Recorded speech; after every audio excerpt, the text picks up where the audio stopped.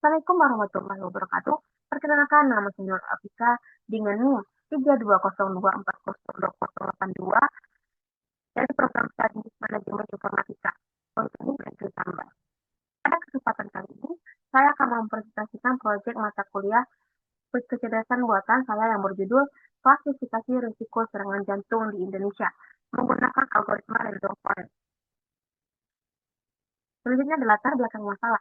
Penyakit kardiovaskular, khususnya serangan jantung, merupakan salah satu penyebab kematian tertinggi di Indonesia. Selama ini, deteksi risiko biasanya dilakukan lewat pemeriksaan medis konvensional yang memakan waktu dan sumber daya tenaga kesehatan yang tidak sedikit. Oleh karena itu, saya mencoba pendekatan data driving menggunakan data mining dan machine learning agar proses screening awal bisa dilakukan lebih cepat berdasarkan data rekam kesehatan, dan gaya hidup pasien seperti usia, tekanan darah, kolesterol, gula darah, status merokok, dan tingkat stres. Algoritma yang saya pilih adalah random forest karena algoritma ensemble ini membangun banyak decision tree, lalu menggabungkan hasilnya lewat voting mayoritas, sehingga lebih stabil dan tahan terhadap overfitting dibandingkan satu decision tree tunggal. Selanjutnya ada rumusan dan batasan masalah. Ada 3 rumusan masalah utama yang saya angkat dalam proyek ini. Yang pertama, bagaimana cara mengolah data kesehatan berskala besar sekitar 158.000 baris untuk mendeteksi risiko serangan jantung. Yang kedua, bagaimana performa akurasi dan kemampuan prediksi algoritma dan random forest dalam mengklarifikasikan risiko serangan jantung di Indonesia. Dan yang ketiga, kombinasi hyperparameter apa yang memberikan performa terbaik pada model random forest untuk kasus ini. Dan membatasan masalah dataset yang digunakan adalah Heart Attack Prediction Indonesia 158.355 baris 28 kolom. Algoritma yang diterapkan adalah random forest dengan optimasi menggunakan random short. Selanjutnya, tujuan dan manfaat.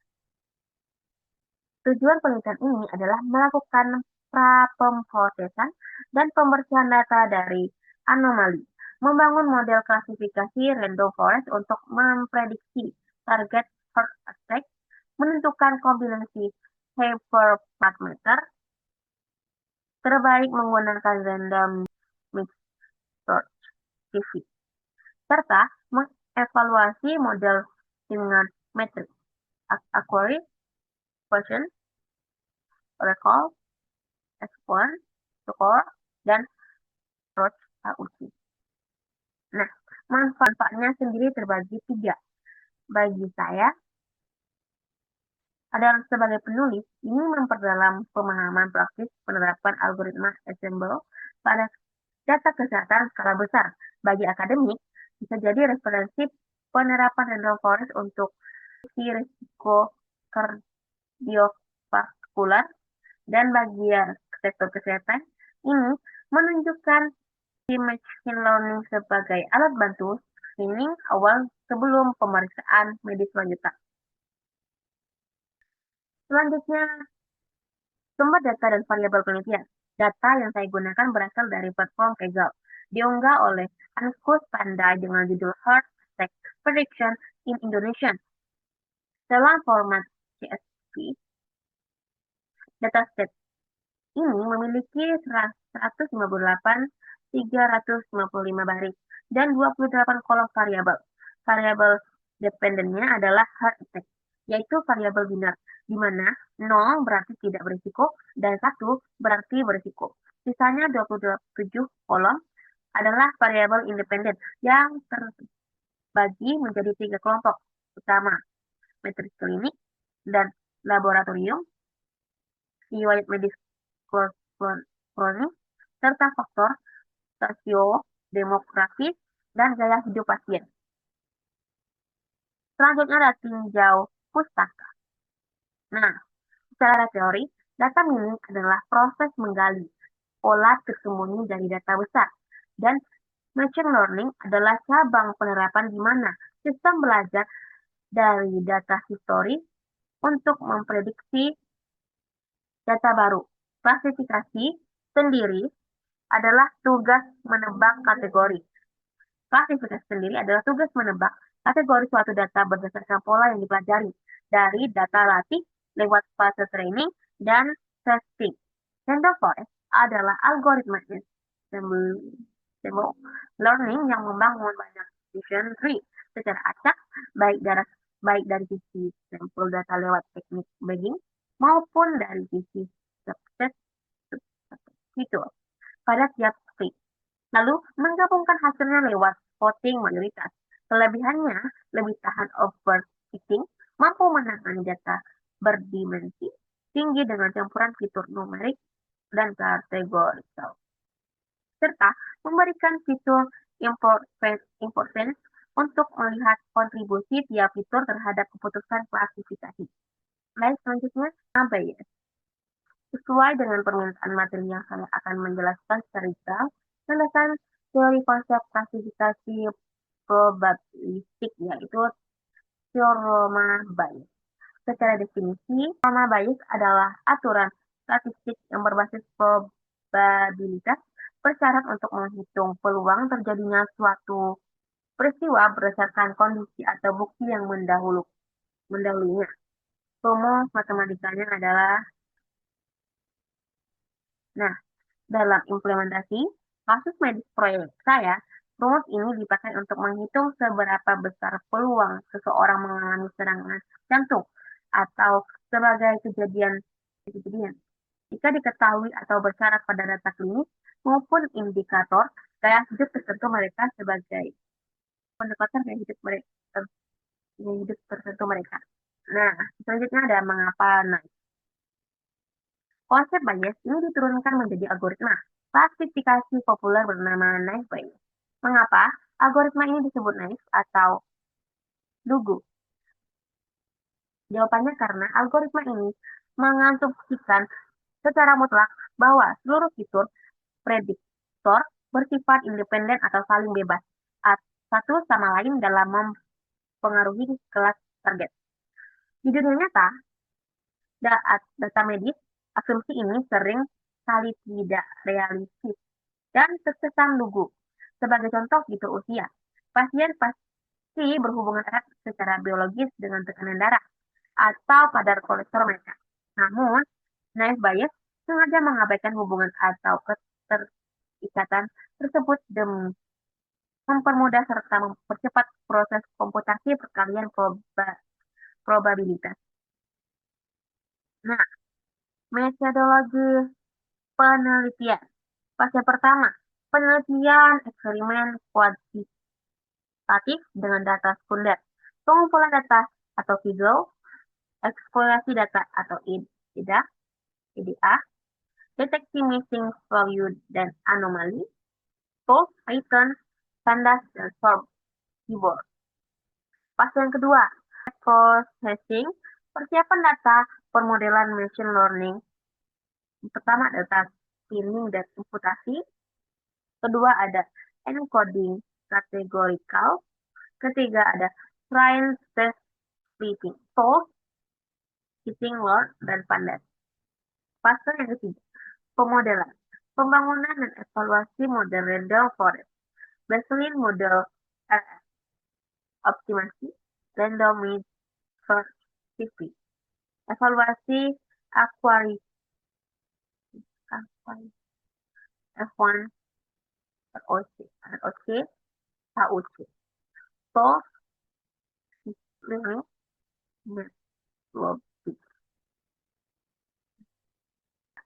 Selanjutnya ada import library dan persiapan awal.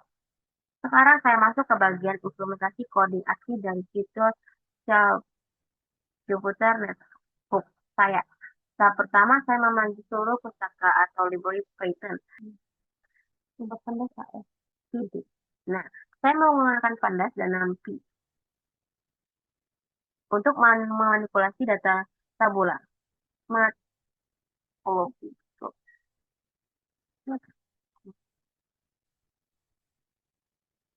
dan yang keyboard untuk visualisasi grafik, serta modul-modul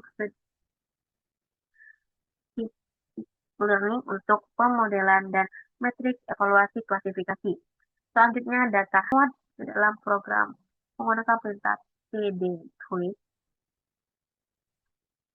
melalui pengecekan properti data terbaca memiliki total skala besar yaitu 158.355 baris dari 28 kolom. Selanjutnya, data dan evaluasi target. Langkah berikutnya, mengevaluasi sebaran target variabel pada kolom hard effect menggunakan perintah value consume. Berdasarkan output program, terungkap bahwa sebaran data terbagi menjadi 94.854 sampel untuk kelas 0 atau tidak berisiko, dan berapa 63.501 sampel untuk kelas 1 atau berisiko mengalami serangan jantung. Kondisi serangan 59,9% banding 40,1%. Ini disebut uji.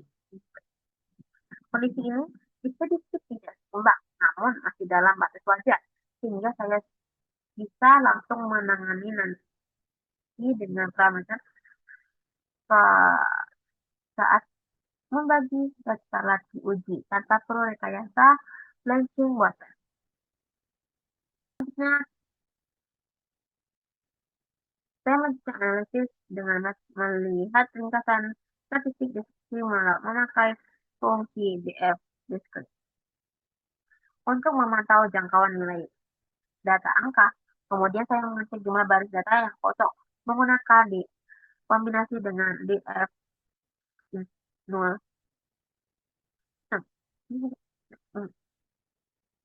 Nah, dari output koordinat ini ditemukan fakta kuesioner bahwa kolom variabel perilaku gaya hidup yaitu alkohol konsumtion mengalami kekosongan data yang sangat masif, yaitu sebanyak 94.878 baris data bernilai 0 atau 0. Ini artinya lebih dari separuh data pada kolom tersebut hilang, sehingga wajib ditangani di tahap pembersihan. Selanjutnya, si anomali nilai cleaning. Sebagai bentuk ketelitian pemrosesan data kesehatan, saya melakukan deteksi anomali pada nilai laboratorium medis, khususnya pada kolesterol LDL pasien. Dengan kodingan form filteran ini, program berhasil mengidentifikasi adanya 14 sampel data baris yang memiliki nilai kadar kolesterol di bawah 0 atau bernilai negatif. Secara fakta, medis klinik nilai kadar kolesterol tubuh tidak mungkin minus, sehingga 14 data ini mutlak dikategorikan sebagai kerusakan input atau outlier yang wajib dibersihkan agar tidak menurunkan kecerdasan model.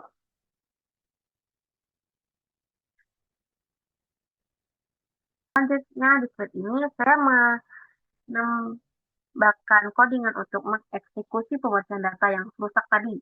Pertama, data kosong masif pada kolom konsumsi alkohol saya isi dengan kategori teks baru bernama known. Untuk mengatasi 14 baris data anomali kolesterol LDL negatif, saya mengubah nilainya terlebih dahulu secara paksa menjadi nilai kosong atau NP9. Kemudian, baris kosong tersebut diimputasi menggunakan nilai tengah atau median. Dari keseluruhan populasi, data tersebut bukan diisi nilai 0 atau nilai acak, bertujuan agar sebaran distribusi asli data laboratorium tetap terjaga secara wajar. Selanjutnya ada data splitting dan model Bayesian. Nah, find test splitting 10 dengan statistik memastikan distribusi kelas proporsional data latih 110.848 baris. Data uji 47.507 baris. Parameter random sama dengan 42 untuk reprodusibilitas eksperimen. Nah, model Bayesian Random Forest dilatih tanpa optimal hyperparameter. Hasil evaluasi awal aktuali 73,04% menjadi akibat perbandingan sebelum proses random search TV dilakukan pada tahap optimal. Selanjutnya ada coding optimasi model. Nah, ini ada random search TV digunakan untuk mencari kombinasi hyperparameter terbaik. Parameter yang diuji dengan N estimator, max depth, min sample width, min sample length, dan max feature. Nah, konfigurasinya sama dengan 8, CV sama dengan 2, Corning sama dengan S1, random set sama dengan 42. Base parameter yang ditemukan N estimator sama dengan 150, max depth sama dengan 30, min split sample split 10 sama dengan 10, model latih ulang dengan parameter optimal untuk meningkatkan performa klasifikasi risiko serangan jantung. Nah, hasil evaluasi model final. Nah, aktuarinya sama dengan 73,38%. Precisionnya 69,30%. Recall-nya 60,35%.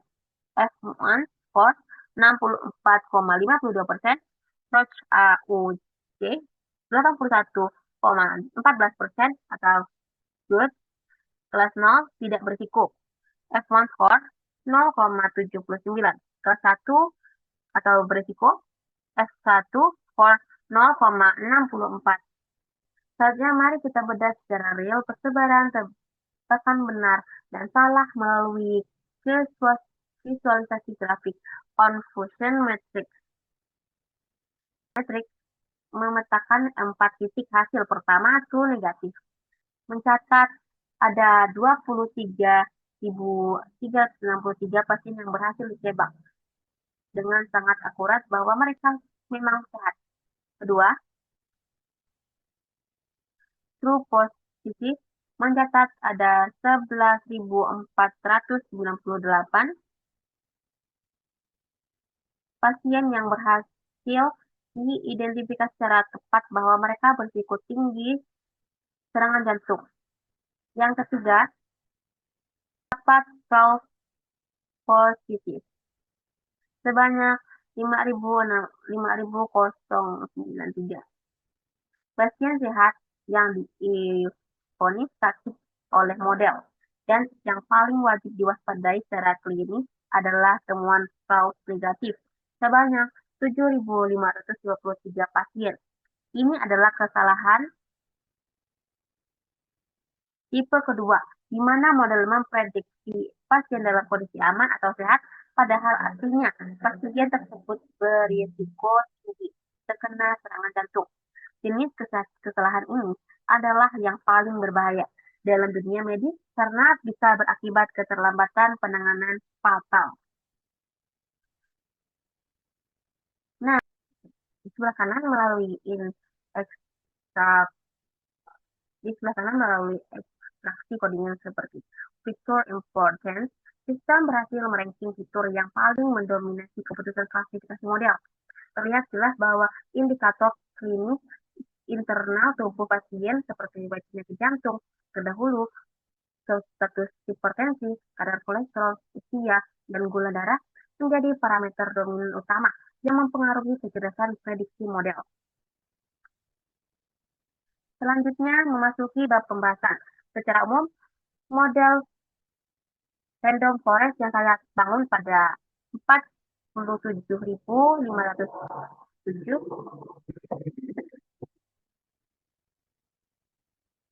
data uji menunjukkan kemampuan generasi yang cukup stabil dengan akurasi 73,38% dan ROC AUC 81,14%.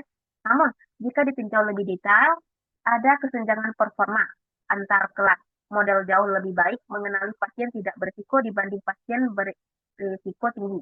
Rendahnya recall di kelas berisiko hanya 60,35%, berarti model masih melewatkan sekitar 39,65% pasien yang sebenarnya berisiko terkena serangan jantung.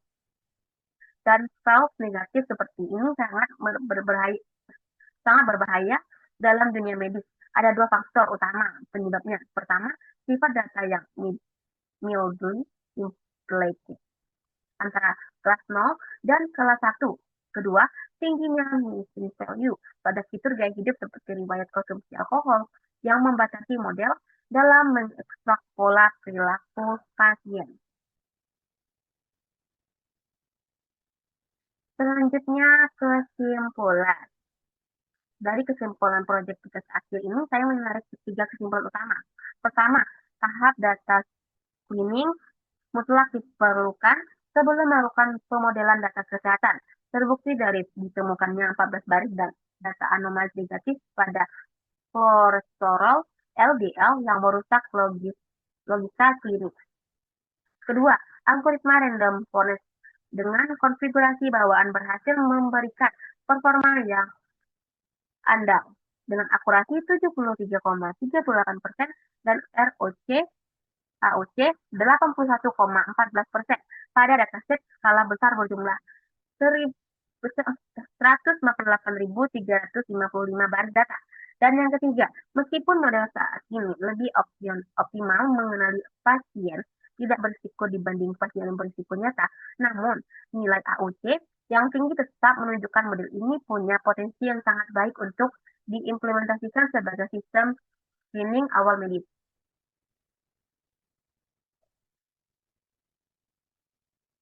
Nah, sekarang